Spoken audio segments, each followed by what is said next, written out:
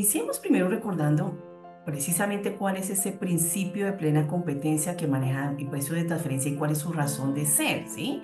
Y entonces vemos qué son los precios de transferencia. Es una valoración de carácter económico, ¿sí? Que obviamente lo que hace es mirar las transacciones entre las empresas que son vinculadas, en este caso para Colombia también en el exterior y también que están en zona franca. ¿Por qué las que están en zona franca? Ya vamos a ver por qué, porque tiene una tarifa diferencial. Y también las que están en paraísos fiscales, que vamos a ver más adelante cuáles son los cambios que hubo, que son jurisdicciones no cooperantes de baja o nula imposición. Y vamos también a hacer un capítulo para recordar lo que son los regímenes tributarios preferenciales.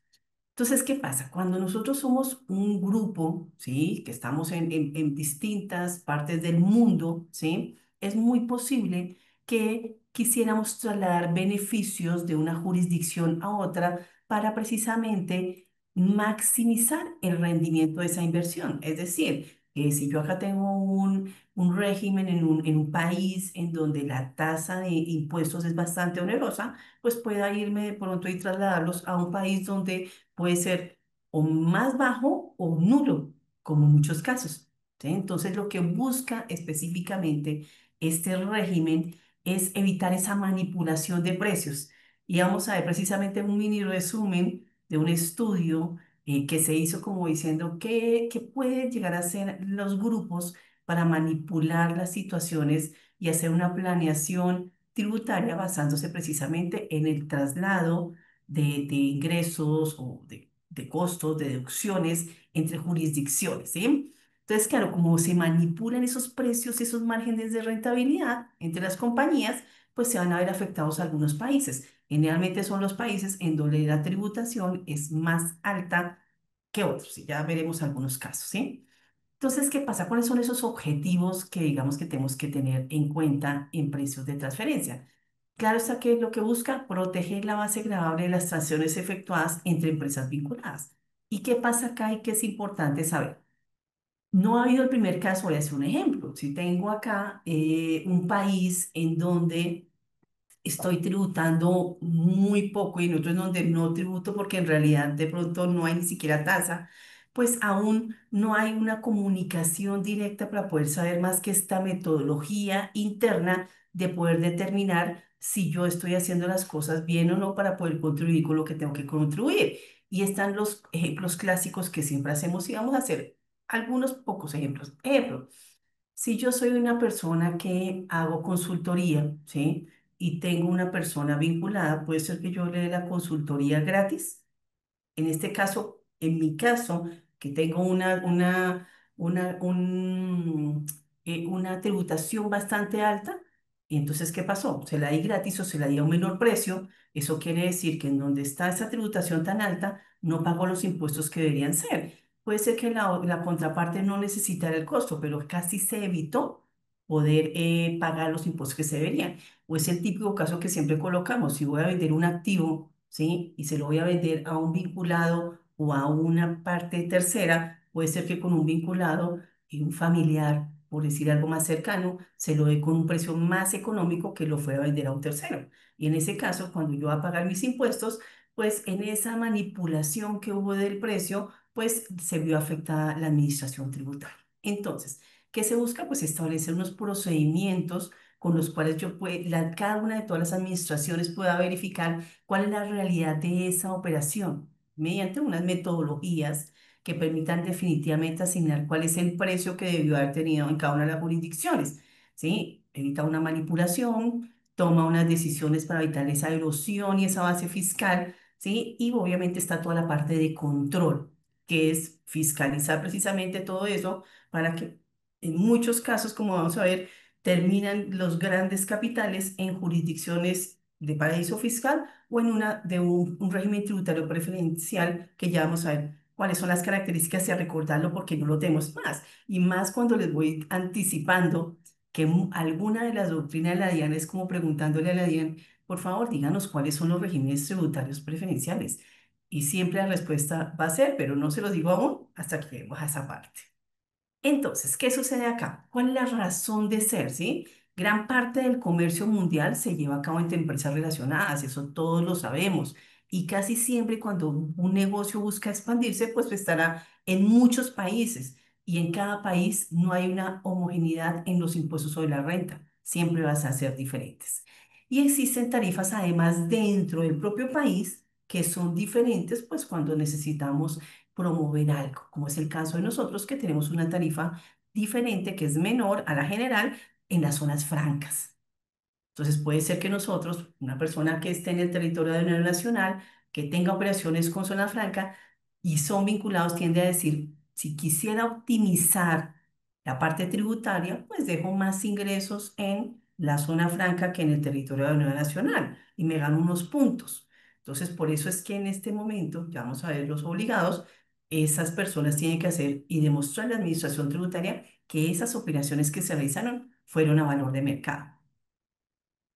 ¿Qué pasa y cuáles son los presupuestos de estas normas, ¿no? Pues se diseñaron este sistema precisamente para acreditar que eso se realizó a valor de mercado, es decir, con el principio de plena competencia. Y lo que es importante acá, pese a que a veces hay un fondo, ¿sí? No es que con ese estudio nosotros estemos demostrando que eso es deducible, que es necesario, que es causal, etcétera. No, en este caso nosotros con ese estudio no estamos demostrando, por favor, tómemelo como deducible por estas razones. No, y ya vamos a ver con algunos conceptos, sobre todo un concepto del año 2025 en donde se le intenta preguntar a la DIAN si por el hecho de yo tener un estudio de prestación de transferencia ya es deducible.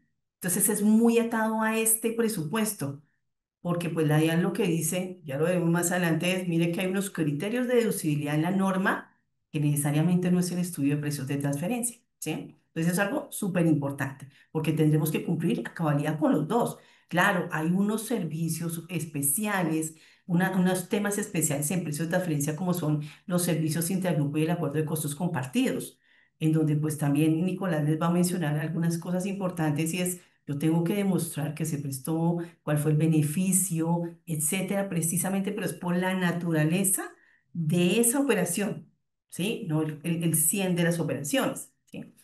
Y esto va a ser una discusión entre si esto fue como si fuera pactado entre independientes o no, que en realidad digamos que eso es lo que busca este régimen.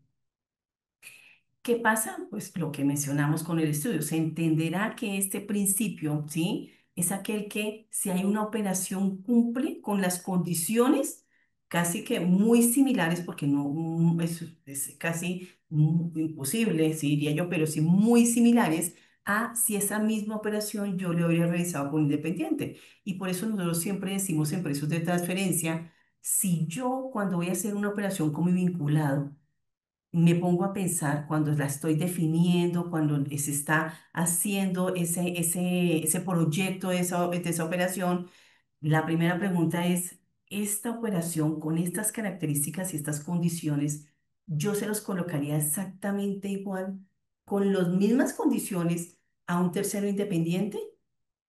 Es la primera pregunta que tenemos que hacernos, ¿sí? Si yo voy a prestar un dinero, se lo presto sin interés a un tercero independiente como vinculado.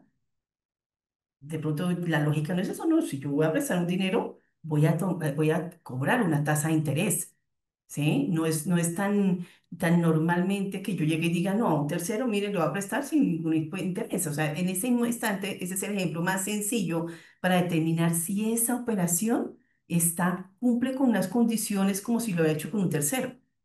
¿Sí? Entonces, eso es algo supremamente importante.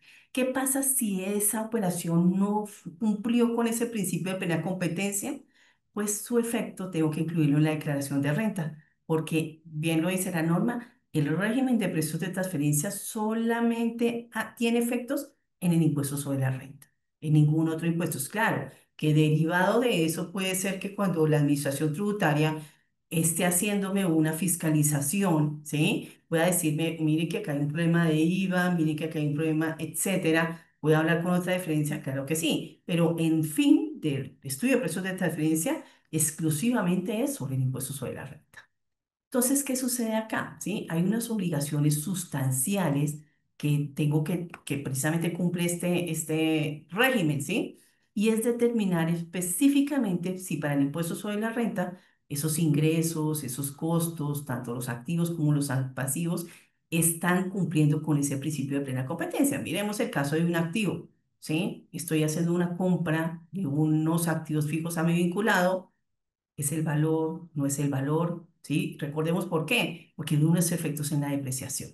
¿Sí? El pasivo, tengo un préstamo, ¿sí? Es pasivo, es patrimonio, es un capital, ¿sí? Digamos que son estas las características más diferentes que pueden estar incluidas a lo que ya sabemos que son los ingresos y los costos y las deducciones, que pues obviamente nos componen la renta líquida, ¿sí? Y todo esto compuesto que está en la norma, pues tengo que llevarlo al principio de plena competencia.